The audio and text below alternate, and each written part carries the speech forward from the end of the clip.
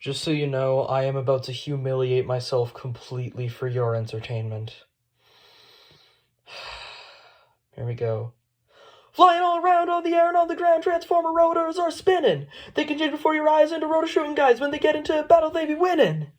Hello everybody, what's cracking? And today we're going to be taking a look at the Transformers Generation 2 Rotor Force LEADFOOT. So, before we start up the video, I do just want to mention, I am filming this on my phone this time. It's in 60 FPS, 4K camera quality, so yeah, I would like to hear in the comments, how does this look? I just want to know if this is an improvement. But yeah, so this was originally released in, I believe it was 1994, but it was produced in 93. And he was part of the Rotor Force in the Generation 2 toy line. So first, we're going to look at the accessories. And I don't have the firing rotors that would clip onto here and fire when you hit the thing. But I do have the launcher, so you can see it's got the Autobot pattern that the G2 toys had. See, Autobot 93. Because again, 93 was the year that this was manufactured.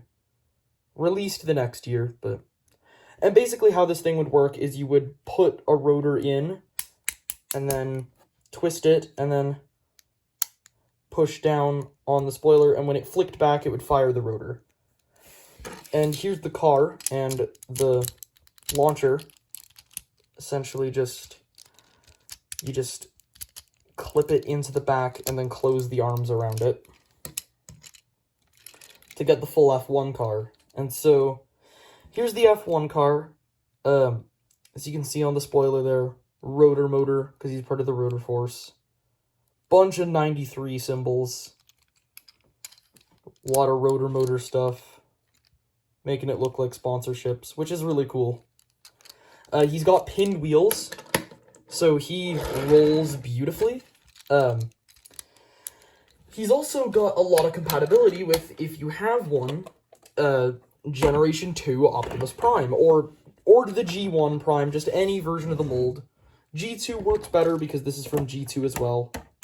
But the spot where usually you would plug in roller and then fire, LEADFOOT fits in there really well, and you can launch him, and he actually launches better than roller because he's got pinned wheels. Meanwhile, roller just has the clipped wheels. Speaking of G2 Optimus, here he is with that figure, just as a comparison. We might as well get the trailer in here too, just to make it look more sizable. Let's put on the power pack. There we go. So there's that. I forgot to transform my RID Scourge for comparison, unfortunately, so sorry about that. We'll do that comparison in robot mode.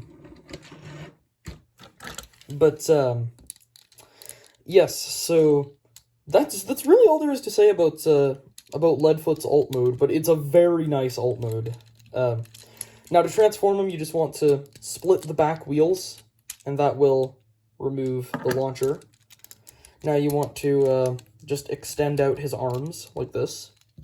Then you want to take this blue section here and untab it, take the front, untab it, and now you just want to swing this whole section down until it tabs in. Now you want to take this front section, rotate it about halfway, and then just feed it through this gap here. Rotate it halfway again, and just bring it up against the figure's back. Now what you want to do is flip out the feet, lock them in. Flip out the feet, lock them in. And next, you just want to take this section down, extend these pieces out, and then lock that section in. Then bring down the arms. And let me just... One thing that I'm gonna do is just bring up the camera, because he's actually a little bit too tall for the camera, which I wasn't expecting, because he is a little guy. But, yeah, here is LEADFOOT in his robot mode. This is such a nice robot mode, especially, like, for the time. This is so well done. Like, this is just... It's great. I'm honestly surprised that this mold was never used for a Mirage. I know the Legacy version of this guy, they used a Mirage mold. My brother actually has the Legacy one. So, who knows, maybe I'll edit in a comparison at some point with these two. Maybe. That might just end up being a short, though. I don't know. But, yeah, so here's LEADFOOT. So the head sculpt, nothing too special. He does have light piping. And you can see a lot of sticker detailing, a lot of tampograph detailing.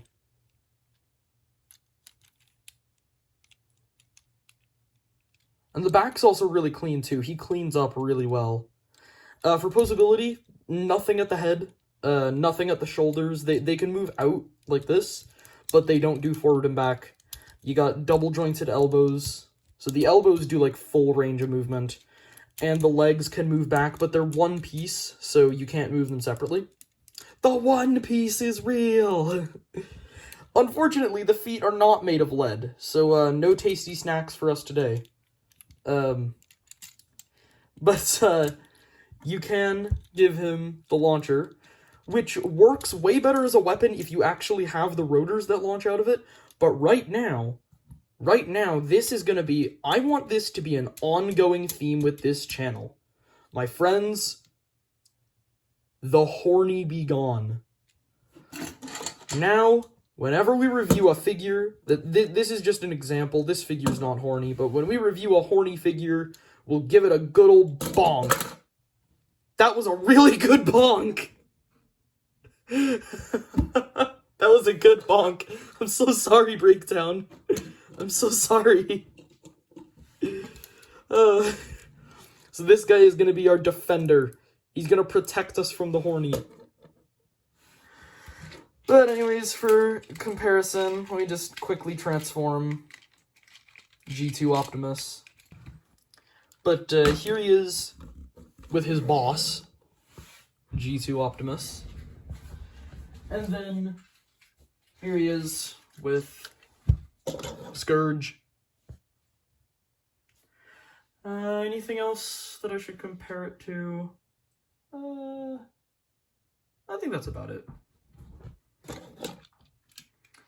But, yeah, I mean, that's really all there is to say about the toy. It's just a good time. Like, it's just a fun little figure to own. He's a nice little fidget toy. Very fun to flip back and forth. I got this thing for $5 at my local comic book store. Really good condition, so I'm surprised that it was only $5. I even asked the guy at the cash register, we're friends, by the way. I even asked him if that was even the right price tag, because I couldn't believe it was only $5, and he told me, yeah, no, it's $5. So, yeah, so I got this for $5 at my local comic shop. And, I would say a good price for this thing would be, if you can find one sealed, then I'd probably pay up to $50 for one of these sealed. But for one of these in the condition that I have it in, I'd say the highest I'd go is probably $15. I think $15 is the highest I'd go for a sealed one, or not a used one. But I'm very happy to have gotten it for $5. $5 is really good. And yeah, so there is the Transformers Generation 2 American release, 1993 produced, 1994 released, Hasbro Takara Tomy, Transformers trademark Rotor Force LEADFOOT.